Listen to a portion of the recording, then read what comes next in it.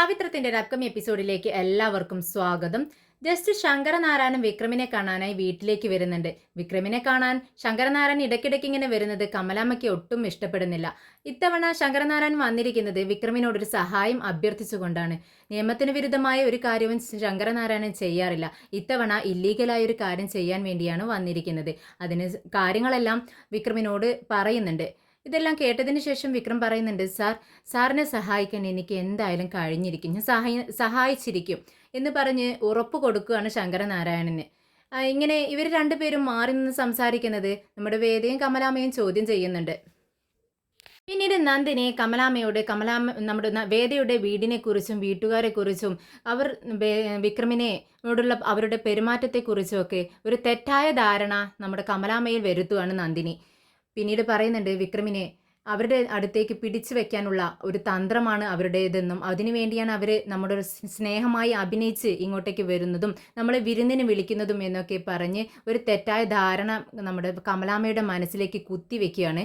ഈ വിശേഷത്തെക്കുറിച്ചാണ് ഇന്ന് പറയാൻ പോകുന്നത്.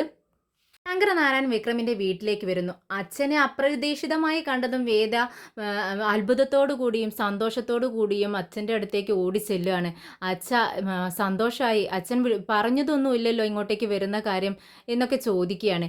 അച്ഛൻ പറയുന്നുണ്ട്, ഞാൻ വിക്രമിനെ കാണാനായി വന്നതാണ്, വിക്രം ഇല്ലേന്ന് ചോദിക്കുക. അച്ഛൻ കയറിയിരിക്കേ, വിക്രം ഇപ്പോൾ വരും, വരാനുള്ള സമയമായി, ഞാൻ വിളിക്കാം എന്ന് പറഞ്ഞ് ഫോൺ എടുത്ത് വിളിക്കുന്നുണ്ട്. പക്ഷേ വിക്രം എടുക്കുന്നില്ല. മാഷും വേഗം ശങ്കരനാരായണൻ്റെ അടുത്തേക്ക് വന്നിട്ട് പറയുന്നുണ്ട്, ഇരിക്കൂ സാർ എന്ന് പറയുകയാണ്. അങ്ങനെ ശങ്കരനാരായണൻ ഇവിടെ ഇരിക്കുമ്പോഴേക്കും ശ്രീജ ഓടി വരുന്നുണ്ട്. സാർ, ഞാനൊരു ഗ്ലാസ് ചായ എടുക്കട്ടെ എന്ന് ചോദിക്കുകയാണ്. അതിനെന്താ മോളെ, എടുത്തോ, കഴിഞ്ഞ പ്രാവശ്യം ഇവിടെ വന്ന് നീ ഉണ്ടാക്കി തന്ന ചായ ഉണ്ടല്ലോ, സൂപ്പറായിരുന്നു, അതിൻ്റെ രുചി എൻ്റെ നാവിൻ തുമ്പിൽ നിന്നും ഇപ്പോഴും പോയിട്ടില്ലെന്ന് പറയാണ്. ശ്രീജയ്ക്ക് ഇത് കേൾക്കുമ്പോൾ ഒരുപാട് സന്തോഷമാവുന്നുണ്ട്. എന്നാൽ കിച്ചണിൽ നിൽക്കുന്ന കമലാമ്മ ഇതെല്ലാം കേൾക്കുന്നുണ്ട്. ഇദ്ദേഹം വന്നതോ വിക്രമിനെ അന്വേഷിക്കുന്നതോ ഒന്നും കമലാമ്മയ്ക്ക് ഇഷ്ടപ്പെടുന്നില്ല. കമലാമ്മ മുഖം വീർപ്പിച്ച് പിടിച്ചങ്ങനെ നിൽക്കുകയാണ്. ശ്രീജ പെട്ടെന്ന് തന്നെ ചായ ഇടാൻ തുടങ്ങുന്നുണ്ട്. അപ്പോഴേക്കും വിനയൻ അങ്ങോട്ടേക്ക് വരുന്നുണ്ട്. വിനയൻ ചോദിക്കുന്നുണ്ട്, അങ്കിൾ, ഞാൻ അന്ന് അങ്കിൾ വിരുന്ന് വിളിച്ചപ്പോൾ എനിക്ക് വരാൻ പറ്റിയില്ല, ഇന്നും വിരുന്നിന് വിളിക്കാൻ വേണ്ടിയാണോ വന്നതെന്ന് ചോദിക്കുകയാണ്. ഈ ചോദ്യം നമ്മുടെ മാഷിന് ഒട്ടും ഇഷ്ടപ്പെട്ടില്ല. മാഷ് ദേഷ്യത്തോടെ വിനയൻ്റെ മുഖത്തേക്ക് നോക്കുന്നുണ്ട്. ഉടനെ ശങ്കരനാരായണൻ പറയുന്നുണ്ട്, ഞാൻ വിരുന്നിന് വിളിച്ചാൽ മാത്രമേ നിങ്ങൾ അങ്ങോട്ടേക്ക് വരാവൂ എന്നൊന്നുമില്ല, നീ ഇപ്പോൾ തന്നെ എൻ്റെ വണ്ടിയിൽ അങ്ങ് കയറിക്കോ, വീട്ടിൽ പോയി എല്ലാം ചുറ്റിക്കണ്ട് ഭക്ഷണമൊക്കെ കഴിച്ച് ഞാൻ നിന്നെ ഇവിടെ തന്നെ കൊണ്ടുവന്ന് വിടാം എന്ന് പറയുന്നുണ്ട്. അപ്പോഴേക്കും മാഷ് പറയുന്നുണ്ട്, എടാ, എന്താടാ നീ ചോദിക്കുന്നത്, ഒരാൾ വീട്ടിൽ വന്നാൽ അവരോട് ചോദിക്കുന്ന ചോദ്യമാണോ ഇത്, എന്തെങ്കിലും വിശേഷങ്ങളൊക്കെ അല്ലേ ചോദിക്കേണ്ടത്, നിനക്ക് ഇത്രയ്ക്ക് വിവരമല്ലേ എന്ന് ചോദിക്കുകയാണ്. അപ്പോഴേക്കും ശങ്കരനാരായണൻ പറയുന്നുണ്ട്, അവനൊരു തമാശയ്ക്ക് ചോദിച്ചതല്ലേ, നിങ്ങളത് കാര്യമാക്കേണ്ട എന്ന് പറയുകയാണ്. അപ്പോഴേക്കും വിക്രമും വിശ്വവും അങ്ങോട്ടേക്ക് കയറി വരുന്നുണ്ട്. സാർ, എപ്പോഴാണ് വന്നത്, സാറിൻ്റെ വണ്ടി അവിടെ പുറത്ത് കിടക്കുന്നത് ഞാൻ കണ്ടു, അപ്പോഴേക്കും എനിക്ക് മനസ്സിലായി സാർ ഇവിടെ എത്തിയിട്ടുണ്ടാവുമെന്ന്, എപ്പോൾ വന്നു എന്ന് ചോദിക്കുകയാണ്. അപ്പോഴേക്കും വേദ ഓടി വരുന്നുണ്ട്, കയ്യിലൊരു തട്ട് കൊടുക്കുകയാണ് വിക്രമിൻ്റെ കയ്യിൽ. എന്നിട്ട് ചോദിക്കുന്നുണ്ട്, ഇതേ ഞാൻ എത്ര തവണയായി വിളിക്കുന്നു, നീ എന്താ ഫോൺ എടുക്കാത്തതെന്ന് ചോദിക്കുകയാണ്. ഞങ്ങൾ ഇവിടെ എത്താനായിട്ടുണ്ടായിരുന്നു, വന്നിട്ട് കാര്യം പറയാലോ എന്ന് വെച്ചാണ് ഫോൺ എടുക്കാതിരുന്നത്, ഞാൻ വിശ്വേട്ടനെ വിളിക്കാനായി പോയി, അതുകൊണ്ടാണ് ലേറ്റ് ആയതെന്ന് പറയുകയാണ്. ശങ്കരനാരായണൻ മാഷിനോട് ചോദിക്കുന്നുണ്ട്, എനിക്ക് വിക്രമിനോട് പേഴ്സണലായിട്ട് ഒന്ന് സംസാരിക്കാനുണ്ട്, ഞങ്ങൾ രണ്ടുപേരും അപ്പുറത്തേക്ക് മാറി നിന്ന് സംസാരിക്കുന്നത് കൊണ്ട് പ്രശ്നമില്ലല്ലോ എന്ന് ചോദിക്കുക. അതിനെന്താ സാർ, അവനോട് എന്ത് വേണമെങ്കിലും പറയാലോ, നിങ്ങൾ സംസാരിച്ചോളൂ എന്ന് പറയുന്നുണ്ട് മാഷ്. അങ്ങനെ വിക്രമിനെയും വിളിച്ചുകൊണ്ട് നമ്മുടെ ശങ്കരനാരായണൻ പുറത്തേക്ക് ഇറങ്ങി നിന്ന് സംസാരിക്കുകയാണ്.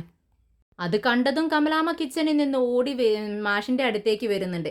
എന്താ മാഷേ ഇത്, ഇതൊക്കെ അനുവദിച്ചു കൊടുക്കാൻ പറ്റുന്ന കാര്യമാണോ, അദ്ദേഹം ഇപ്പോൾ 2 ദിവസമായല്ലേ ഉള്ളൂ ഇവിടെ നിന്നും പോയി ഇവിടെ വന്ന് പോയിട്ട്, വീണ്ടും ഇന്ന് എന്തിനാണ് ഇങ്ങോട്ടേക്ക് വീണ്ടും തിരിച്ചു വന്നിരിക്കുന്നത്, അതും വിക്രമിനെ കാണാനെന്നും പറഞ്ഞുകൊണ്ട്. അവരുടെ മകളെ കാണാനെന്നല്ല പറഞ്ഞത്, നിങ്ങളത് ശ്രദ്ധിച്ചോ, പിന്നെ ഇങ്ങനെ മാറ്റി നിർത്തി സംസാരിക്കേണ്ട വല്ല ആവശ്യമുണ്ടോ, എല്ലാവരുടെയും മുന്നിൽ വെച്ച് സംസാരിച്ചുകൂടെ, അപ്പോൾ ഇതിലെന്തോ ഉണ്ട്, നിങ്ങൾ ഇവരെ വിശ്വസിക്കരുതെന്ന് പറയാ.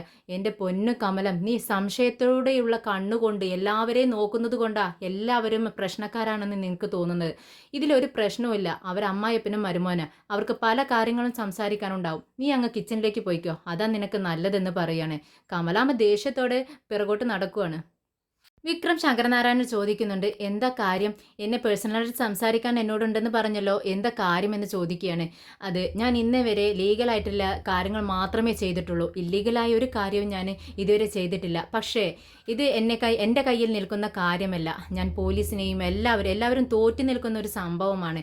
ഞാനും നേരിട്ട് ചെന്ന് അന്വേഷിച്ചു. പക്ഷേ എനിക്കും അതിൽ നിന്നും ഈ കേസിൽ നിന്നും ഒരു തുമ്പും ഉണ്ടാക്കാൻ എനിക്ക് കഴിഞ്ഞില്ല. എന്തോ പ്രശ്നമുണ്ടെന്ന് എനിക്കറിയാം. പക്ഷെ ചോദിച്ചു കഴിഞ്ഞാൽ ആരും ഒന്നുമില്ലെന്നാണ് പറയുന്നത്.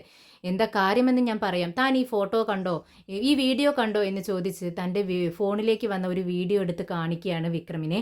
അതിൽ ഒരു പിഞ്ചു കുഞ്ഞിനെ ഉപദ്രവിക്കുന്നതാണ്, കുറച്ച് ഗുണ്ടകൾ ചേർന്ന് ഉപദ്രവിക്കുന്നതാണ് കാണുന്നത്.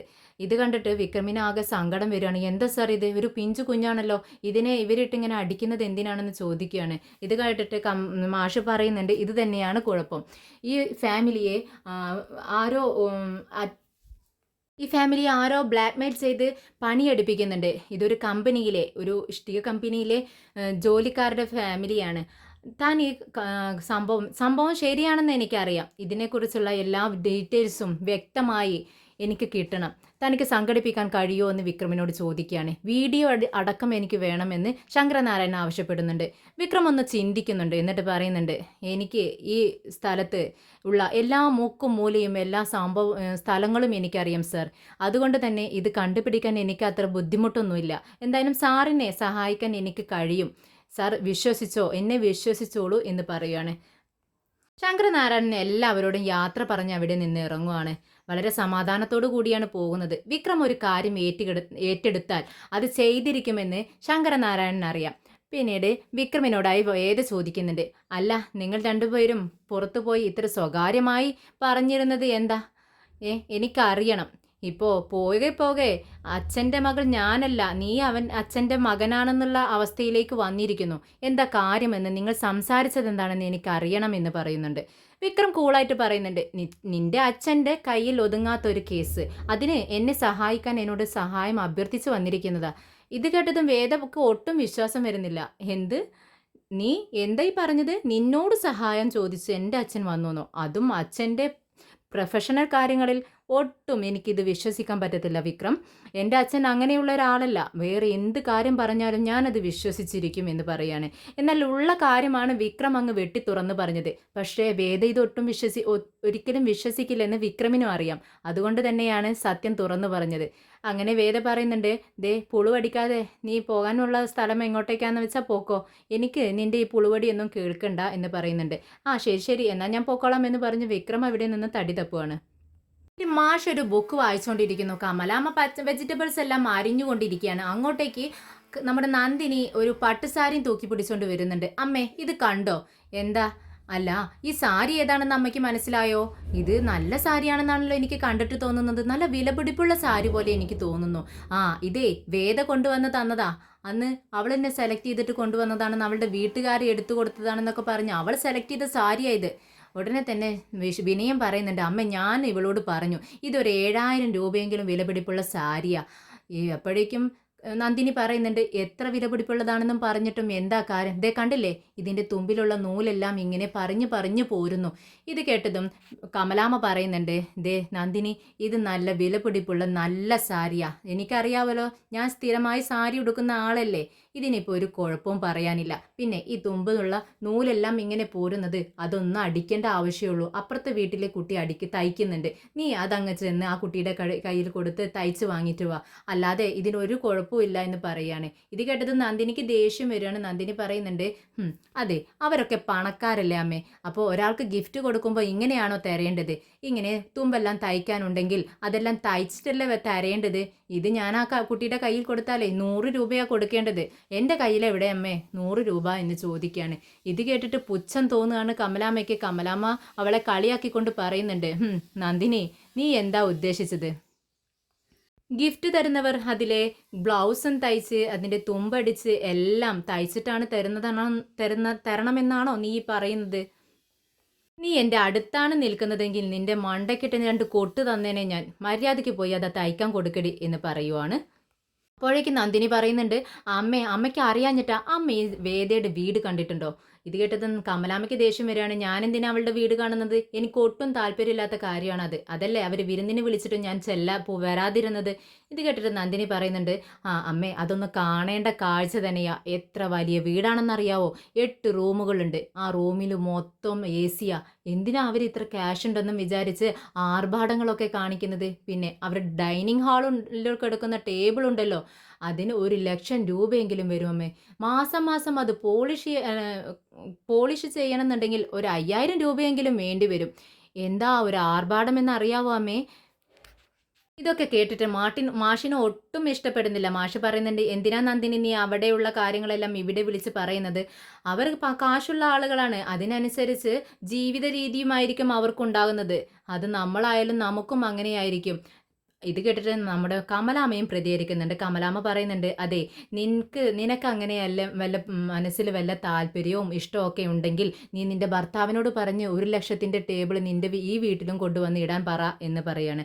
അപ്പോഴേക്കും വിനയം തുടങ്ങി അഭിനയിക്കാൻ. എൻ്റെ പൊന്നമ്മേ, 1,00,000 രൂപ ഇന്നേ വരെ ഞാൻ കണ്ടിട്ട് പോലുമില്ല, എന്നെ ബുദ്ധിമുട്ടിലാക്കല്ലേ എന്ന് പറയാണ്. അപ്പോഴേക്കും നന്ദിനി പറയുന്നുണ്ട്, എൻ്റെ പൊന്നു മനുഷ്യ, നിങ്ങളുടെ അമ്മ നിങ്ങളെ കളിയാക്കിയതാ, ഇതുപോലും മനസ്സിലാക്കാനുള്ള ബുദ്ധി നിങ്ങൾക്ക് ഇല്ലല്ലോ എന്ന് പറയുന്നുണ്ട്. പിന്നീട് നന്ദിനി ഇങ്ങനെ പറയാൻ തുടങ്ങുവാണ്, അമ്മയ്ക്ക് അറിയാവോ, അവൾക്കൊരു അനിയത്തിയുണ്ട്. ഏത് നേരം നോക്കിയാലും ചേട്ടാ ചേട്ടാ എന്ന് വിളിച്ചുകൊണ്ട് വിക്രമിൻ്റെ പിറകെ നടക്കുമായിരുന്നു. പിന്നെ അവിടെ ഒരു അമ്മയും മുത്തശ്ശിയും ഉണ്ടല്ലോ, അവരാണെങ്കിൽ മരുമകനെ നിനക്കിത് വേണോ അത് വേണോ എന്താ വേണ്ടത് എന്നൊക്കെ ചോദിച്ചിട്ട് ഭക്ഷണം വിളമ്പുന്നത് കാണണ്ടേ.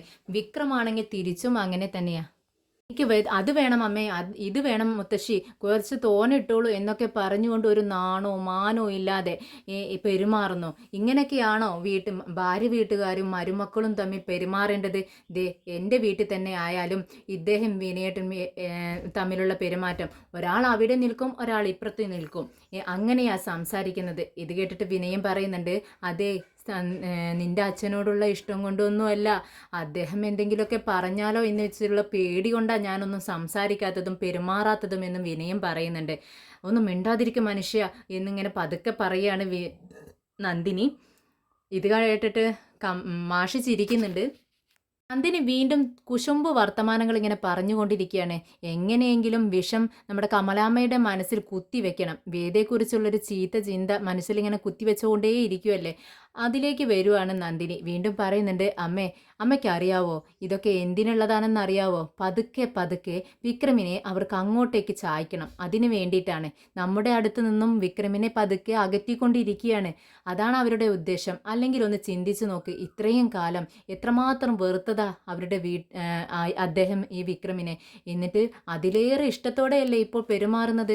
ഇത് കണ്ടില്ലേ, 2 ദിവസം മുന്നെയാ ഇവിടെ നിന്ന് പോയ ആളാ വീണ്ടും വിക്രമിനെ കാണണം പറഞ്ഞുകൊണ്ടാണ് ഇവിടെ വന്നിരിക്കുന്നത്. തൻ്റെ മകളെ കാണണം എന്ന് പറഞ്ഞുകൊണ്ടല്ല വരുന്നത്. അതിൽ നിന്ന് തന്നെ മനസ്സിലാക്കിക്കൂടെ അദ്ദേഹത്തിൻ്റെ മനസ്സിലിരിപ്പ് എന്താണെന്ന്? അമ്മ എന്തായാലും ഒന്ന് സൂക്ഷിക്കുന്നത് നല്ലതാ. ഇത്രയും കാലം പൊന്നെ കരളെ എന്നും പറഞ്ഞുകൊണ്ട് വളർത്തിയ മകൻ ഒരു സുപ്രഭാതത്തിൽ അങ്ങോട്ടേക്ക് പോയാൽ എന്തായിരിക്കും അവസ്ഥ എന്ന് പറഞ്ഞുകൊണ്ട് നന്ദിനി അവിടെ നിന്നും പോവുകയാണ്. എന്നാൽ കമലാമ്മ പെട്ടെന്ന് അവിടെ നിന്ന് എഴുന്നേറ്റ് മാഷിൻ്റെ അടുത്തേക്ക് ചെല്ലുന്നുണ്ട്. കമലാമ്മയുടെ മുഖവും ഭാവമൊക്കെ കണ്ടിട്ട് മാഷ് ചോദിക്കുന്നുണ്ട്, അല്ല കമലം, നിനക്കിത് എന്ത് പറ്റി? അവള് നാക്കിന് എല്ലില്ലാതെ എന്തെങ്കിലുമൊക്കെ പറഞ്ഞു എന്ന് വെച്ച് നീ അതൊക്കെ വിശ്വസിക്കുകയാണോ? അവളുടെ സ്വഭാവം നിനക്ക് അറിയില്ലേ എന്ന് ചോദിക്കുമ്പോൾ കമലാമ്മ പറയുന്നുണ്ട്, അതെ അവളുടെ സ്വഭാവം അങ്ങനെയായിരിക്കും. പക്ഷെ അവൾ ഇപ്പോൾ ഈ പറഞ്ഞ കാര്യമുണ്ടല്ലോ, അത് സത്യ. അതെനിക്ക് കൂടി മുൻപേ തോന്നിയിട്ടുള്ള കാര്യമാണ്. അവൾ കൂടി പറഞ്ഞപ്പോൾ എനിക്കത് പൂർണ്ണമായിട്ട് വിശ്വാസമായി. എന്തായാലും ഇങ്ങനെയൊക്കെ സംഭവിച്ചാലുണ്ടല്ലോ ബാക്കി ഞാൻ പറയുന്നില്ല എന്നും പറഞ്ഞുകൊണ്ട് കമലാമ്മ അപ്പുറത്തേക്ക് പോകുന്നുണ്ട്.